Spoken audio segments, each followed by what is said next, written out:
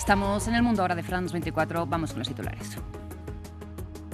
Donald Trump insiste en que no se conformará con nada menos que el control del territorio groenlandés antes de que empezara la reunión entre los ministros de Exteriores de Dinamarca y Groenlandia con J.D. Vance y Marco Rubio en la Casa Blanca. En Irán, la justicia anuncia juicios y ejecuciones rápidas de los manifestantes detenidos en las recientes protestas antigubernamentales, donde las autoridades han matado al menos a 2.500 personas. Estados Unidos ordena la retirada de personal de su base militar en Qatar. En Tailandia ya son al menos 32 las víctimas mortales del accidente de un tren de alta velocidad, según el último comunicado del Ministerio de Salud. Las autoridades buscan a varios desaparecidos y confirman 64 heridos. Luego de este bloque de noticias en directo A, conectaremos con Washington DC para ampliar precisamente sobre el curso de esta reunión que mencionábamos que mantienen los encargados de exteriores de Groenlandia y Dinamarca con J.D. Vance y Marco Rubio.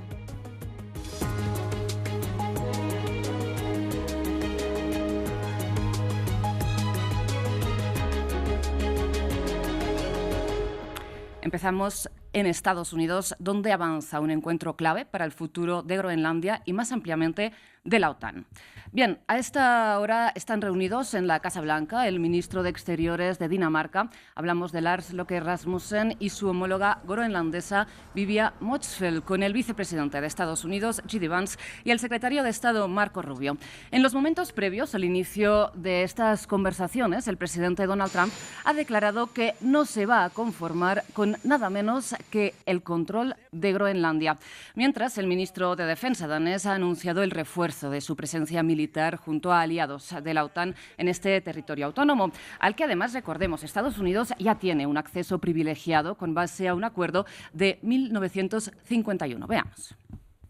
Es un territorio que Donald Trump quiere apoderarse a toda costa, en nombre, según él, de la seguridad nacional.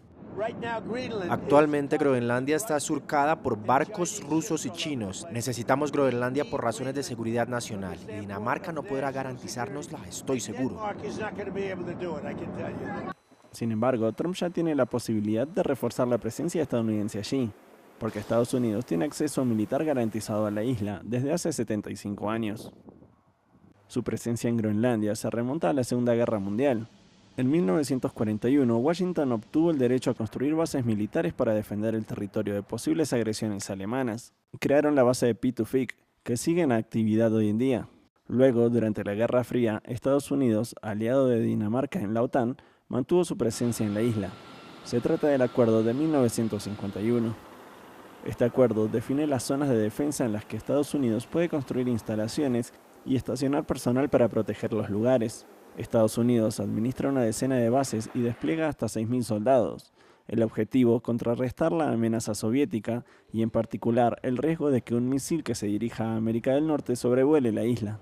Tras la caída de la Unión Soviética, la mayoría de las bases se cerraron, pero el acuerdo militar sigue en vigor. El texto se actualizó incluso en 2004. El gobierno local de Groenlandia se convirtió en signatario del acuerdo y Estados Unidos está obligado a consultar e informar a Dinamarca y Groenlandia sobre cualquier cambio significativo en sus operaciones en la isla. En la práctica, las autoridades locales siempre han satisfecho las peticiones estadounidenses. Estados Unidos afirma que necesita Groenlandia para su seguridad nacional, pero el acuerdo vigente, junto con la buena voluntad política que acompaña a su aplicación concreta, hacen que Estados Unidos probablemente pudiese obtener casi todo lo que necesita en Groenlandia con solo pedirlo educadamente.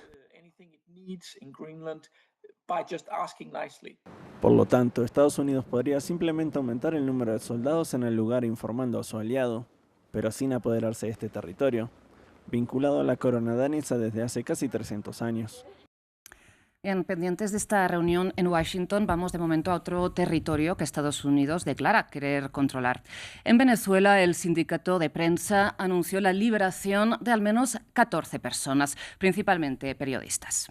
Entre ellas se encuentra Roland Carreño, detenido en agosto de 2024, quien es también activista del partido opositor Voluntad Popular, liderado por Leopoldo López.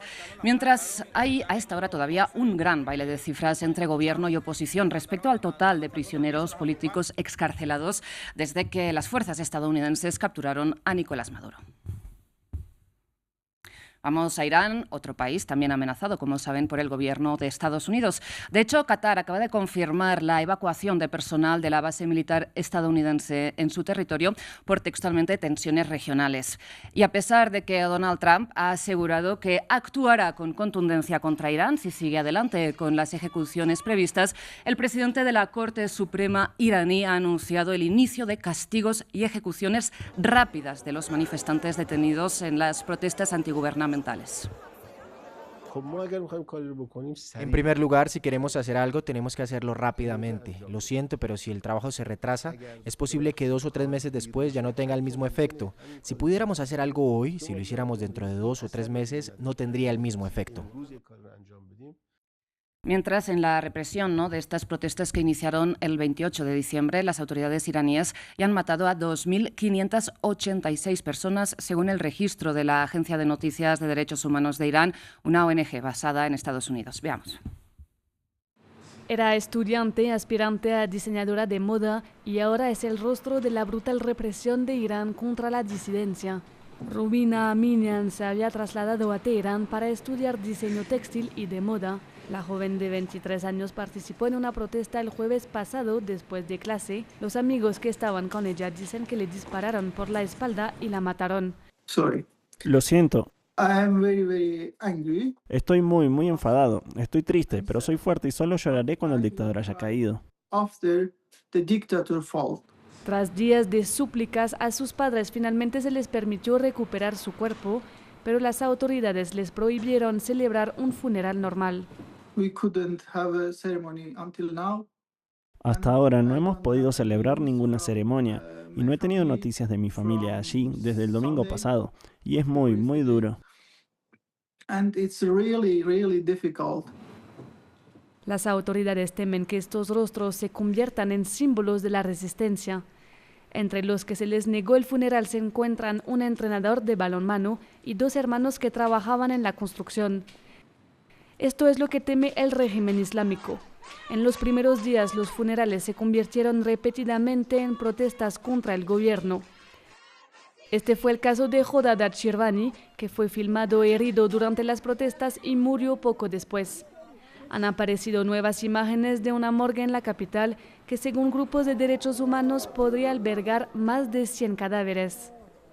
Aunque las comunicaciones con Irán han sido severamente restringidas, siguen filtrándose mensajes desesperados. Este es de un manifestante en Isfahán. Estamos sufriendo, estamos agotados. Han matado a todo el mundo. Lo juro por Dios, estoy profundamente entristecido. Hagan oír nuestras voces ante la comunidad internacional. Estamos al límite. El Departamento de Estado de Estados Unidos también ha publicado una fotografía de Urfan Soltani, de 26 años. El manifestante ha sido condenado a muerte. Su ejecución está prevista para este miércoles. Pendientes de lo que pasa en Irán, vamos a Cisjordania ocupada porque un año después de que las fuerzas israelíes asaltaran 3 campos de refugiados, los palestinos que se vieron en ese momento obligados a desplazarse continúan buscando maneras para subsistir en medio del invierno, hacinándose en casas familiares o acomodando refugios precarios. En Cisjordania, los palestinos buscan cómo sobrevivir tras los desalojos israelíes. Hace un año, las tropas de Israel obligaron a los civiles locales a abandonar sus casas y refugios en Nur Shams, Jenin y Tulkarem. Desde entonces, los habitantes buscan soluciones regresando a las casas de familiares o montando refugios precarios, como este caso de un hombre que acondicionó un autobús desmantelado. Mi vida es extremadamente difícil. No tengo trabajo y vivo en el autobús de enfrente. El autobús está cubierto de nylon. Apenas se ven sus detalles, porque cuando llovió a cántaros nos empapamos. Al despertar encontré la ropa de cama y las mantas de los colchones empapadas. En el caso de la familia Khalifa, desplazados del campo de refugiados de Nur Shams, tienen que vivir hacinados. Son 45 personas en 2 apartamentos.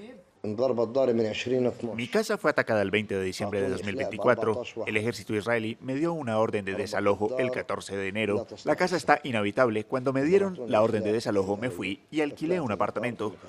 Cuando la situación empeoró, me fui a vivir con mis hermanos para estar juntos porque la situación era difícil para todos. Somos 5 familias que vinimos del campamento a casa de mi hermano en Iktaba cuando nos desplazamos. El ejército entró en nuestra zona el 9 de febrero y nos dijo que nos fuéramos. Hasta finales de 2025, el ejército israelí demolió o destrozó gravemente al menos 850 estructuras en los campos de refugiados, según un análisis de Human Rights Watch basado en imágenes digitales. Cerramos en Tailandia, donde el Ministerio de Salud confirmó que ya son al menos 32 las víctimas mortales del accidente de un tren de alta velocidad que pasaba por el noreste de Bangkok, la capital. Las autoridades buscan a esta hora a varios desaparecidos, mientras confirman 64 heridos. Por lo que sabemos, el origen del siniestro sería la caída de una grúa sobre uno de los vagones del convoy. Un accidente impresionante. En estas imágenes se ve la inmensa grúa que se cayó sobre este tren que se descarriló y cayó al piso. El tren, que transportaba a 195 pasajeros, viajaba de la capital Bangkok a Ubon Ratchathani, al sureste del país. Según el gobernador provincial, siguen en curso las labores de rescate y aún podría haber cuerpos atrapados en el tren. Una vez que se considere seguro, el equipo de rescate entrará en el tren para buscar más cadáveres que puedan haber quedado atrapados en su interior. Esa es la misión inicial. Después tendremos que volver a poner el tren en marcha, lo que creemos que llevará unos 7 días. La grúa estaba siendo utilizada en una obra para la construcción del primer tren de alta velocidad del país. Es un proyecto masivo con un presupuesto de más de $5.000 millones que tiene como objetivo unir Bangkok a Kunming, en el sur de China, pasando por Laos. La empresa responsable de la construcción de este tramo, la Italian Thai Development, ya ha sido implicada en varios accidentes, entre ellos el derrumbe de un edificio de la capital durante un terremoto que dejó a más de 90 muertos en marzo pasado. El primer ministro tailandés llamó a aclarar las causas del accidente y poner en una lista negra a las empresas responsables de accidentes repetidos. Vamos con nuestro reportaje. Vamos a continuación a hablar de Dinamarca, pero no de Groenlandia, porque Dinamarca ha sido durante años un referente digital. Servicios públicos en línea, identificación electrónica y tabletas en las aulas desde 2011. Pero ahora las autoridades están dando un giro en educación y políticas tras datos sobre salud mental y rendimiento escolar infantil. El país vive un regreso a lo analógico. Móviles prohibidos en escuelas y actividades extraescolares, vuelta al aprendizaje predigital y una prohibición de redes sociales para menores de 15 años. ¿Por qué? Informe desde Copenhague. Cada mañana el ritual es el mismo. En esta escuela de Copenhague, los niños empiezan el día dejando sus teléfonos en una caja cerrada con llave. Desde el inicio del año escolar, esta es la norma en toda Dinamarca. Nada de teléfonos móviles o tabletas durante el horario de clases. Y aquí, otro cambio visible está ocurriendo. Después de una década de aprendizaje totalmente digital, los libros de texto físicos están regresando. El papel vuelve. El mayor problema es que cuando eliminamos los libros y pasamos a las pantallas, empezamos a notar que muchos niños tenían dificultades para concentrarse. Y es demasiado fácil deslizarse hacia otra aplicación y lanzar un videojuego, por ejemplo, durante la clase. Aquí, las computadoras ahora se usan con moderación y siempre bajo supervisión. Creo que así está bien. Crea un buen equilibrio entre las dos cosas. Realmente agradezco no pasar tanto tiempo frente a las pantallas. Me encanta escribir y leer. Un giro de 180 grados para un país que alguna vez fue visto como pionero digital, provocado por datos alarmantes. Los adolescentes de 13 a 18 años pasan un promedio de 5 horas y media al día en sus teléfonos, y su salud mental ha empeorado, según la Comisión del Bienestar Infantil. Las recomendaciones de la exmiembro de la comisión, Christine Randlund, están en el centro de la nueva sobriedad digital de Dinamarca.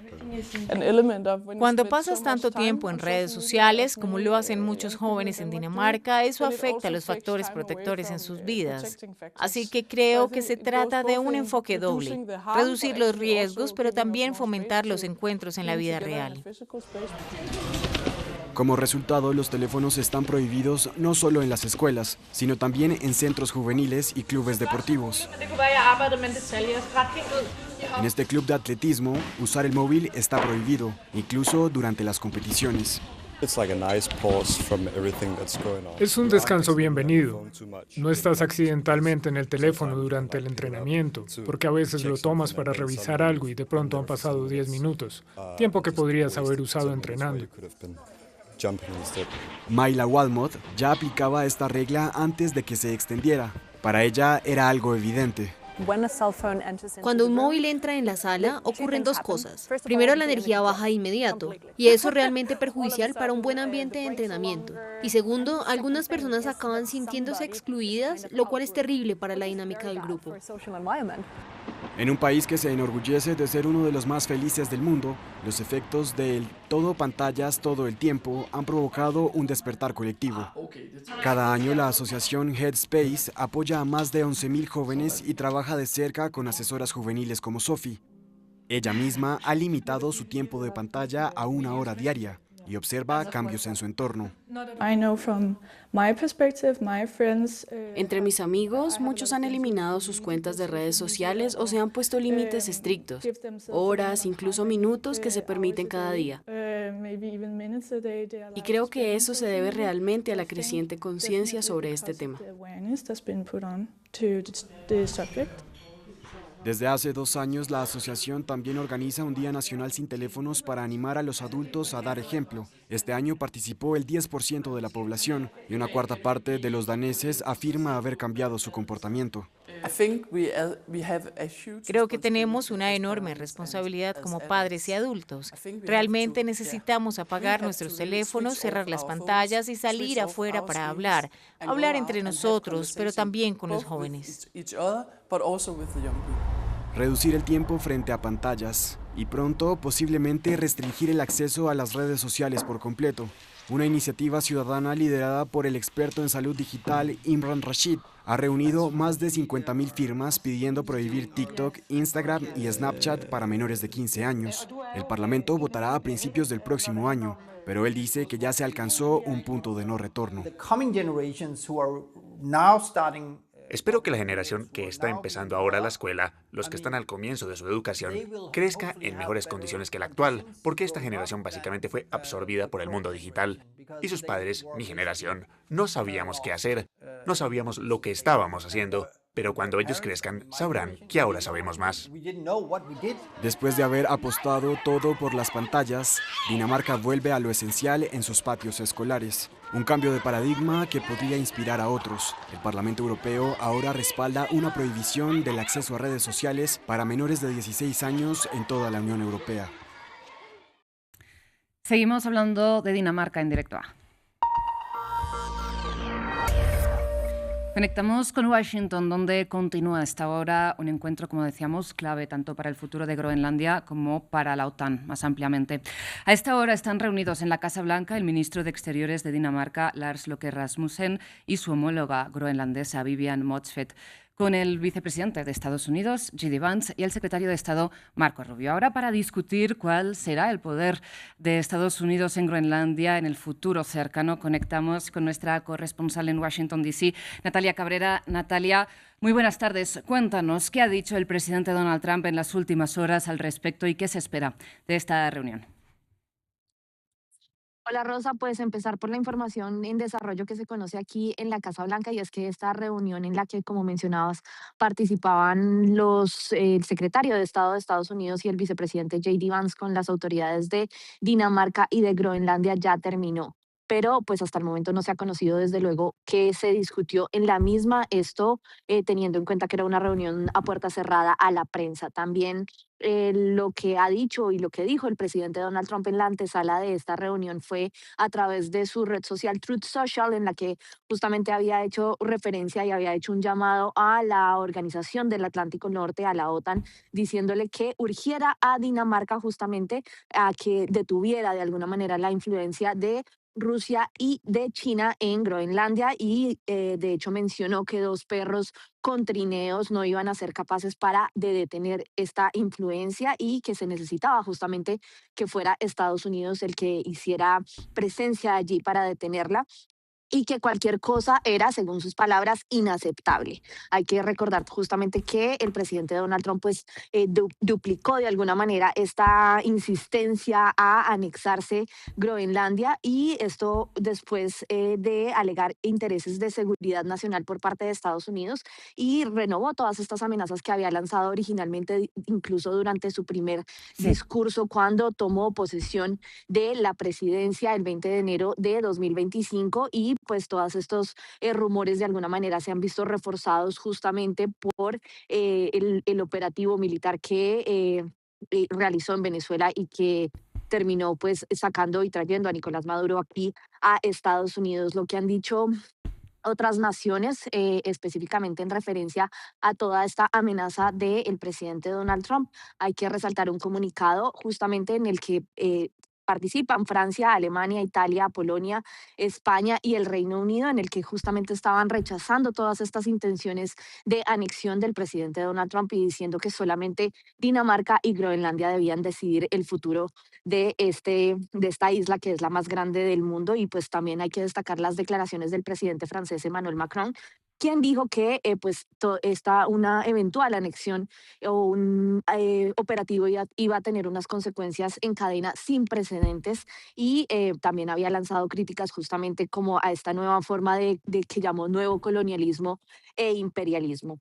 También justamente pues hay que decir que previamente también se había conocido que las autoridades de Dinamarca y de Groenlandia iban a dar una rueda de prensa en la embajada de Dinamarca aquí en la ciudad de Washington, D.C. Sin embargo, todavía no se ha dado información tampoco de las credenciales y de si va a tener lugar o no estas declaraciones a la prensa.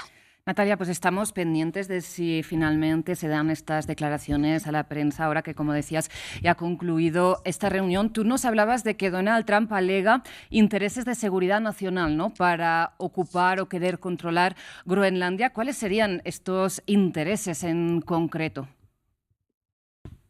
Pues bueno, lo que el presidente Donald Trump ha argumentado justamente y pues lo que es conocido, es que es la posición estratégica de Groenlandia y lo que él dice que es el único puente donde se podrían de alguna manera interceptar embarcaciones tanto de China como de Rusia. Lo que él dice es justamente que está en el interés de Estados Unidos impedir y controlar que se permee de alguna manera o que que lleguen estas embarcaciones de China y de Rusia hacia territorio estadounidense y que es justamente en una eventual o en una base en Groenlandia la única manera en la que se podrían determinar y detectar a tiempo estas dichas embarcaciones. Pero también, sin embargo, hay que decir justamente que además de este interés geopolítico, también se ha mencionado incluso por parte de altos funcionarios de Estados Unidos que este territorio pues es rico también en minerales raros que